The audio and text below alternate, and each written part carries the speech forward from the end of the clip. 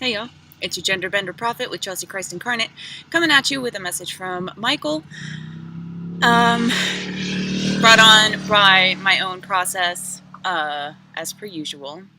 That's what mediums tend to do, is work through their egos. Hello, Sheriff Carr. We're protected as we adventure through this. If you would like a personal service or ways to support the channel, yours truly, directly, any money goes to immediate needs. All that information will be down below in the information box. Okay. If a person is acting like a victim, or if you are in a state of victimhood, because there's a lot of divine feminines really struggling to claim their power, to figure out their divinity, right? That's a process, and there is no shame in calling it like it is. And if you feel like you were a victim, you need to sit with that. You need to get good with that. Because the world victimizes people. Humans create victims with domination. Sorry, my windows are really open, but... So, if you're healing, like myself, and people don't want to help you or see that you're struggling and don't lend a helping hand, Raven. Ask Michael to help shield you, protect you, cradle you, comfort you.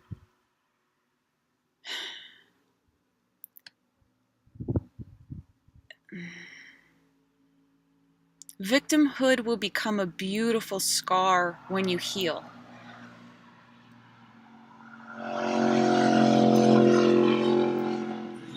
How do I say this?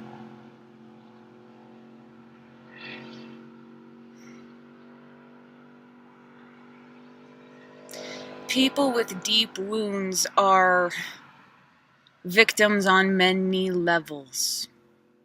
So if you are healing, and especially a divine feminine force embodier in the form, there's a lot of... You're automatically a victim. That's the reality of this man's world.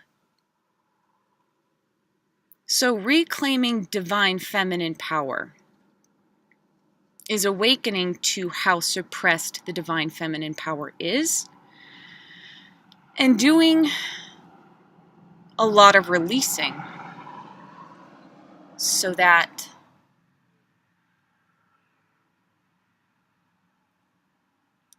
the venom of the world builds an immunity. So we're getting into Kundalini stuff here. There's a lot of ways for that to happen, to stimulate. It's venom for venom. And Lord, do I see it all the time, and it's necessary as a learning process. It's not something that you can really skip over. If you've been a victim, wildlings cry out. You're an animal. Your behaviors reveal a lot. It is okay to be hurt. And it's instinct for toxicity to come in defense of toxicity, right? Fang for fang. Divinity that circumnavigates conflict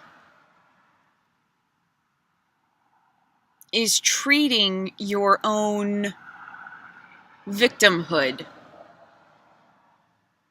with self-love.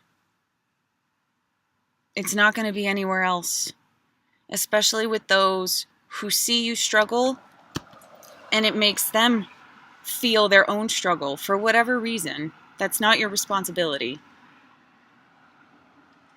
And they come out lashing because they're in their own victimhood.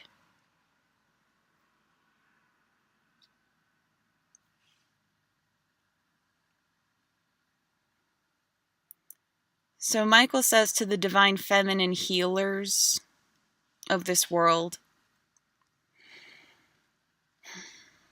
whenever you take out someone's energetic stab wound, when you take out that sword that is still stuck in you, it hurts. Be as kind as possible to yourself and to others. Don't let anyone steal your peace. That's turning the other cheek.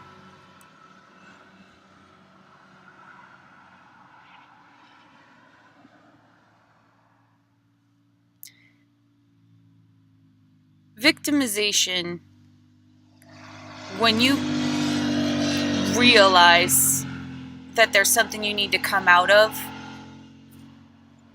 you see the oppression everywhere.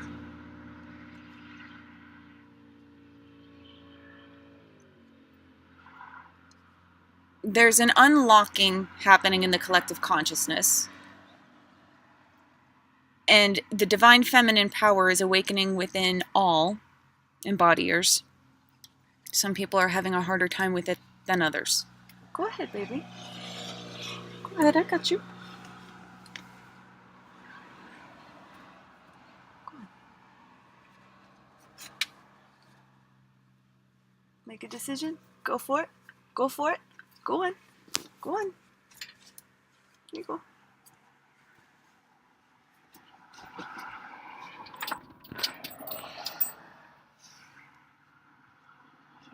So for those who are hurting and healing, you are not a victim. You are a warrior of peace, a conqueror of the self in training.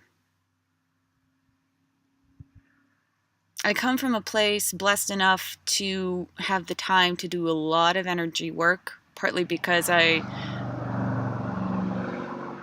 took on a story that had a lot of energy abuses from like the get-go. Light workers, we do this.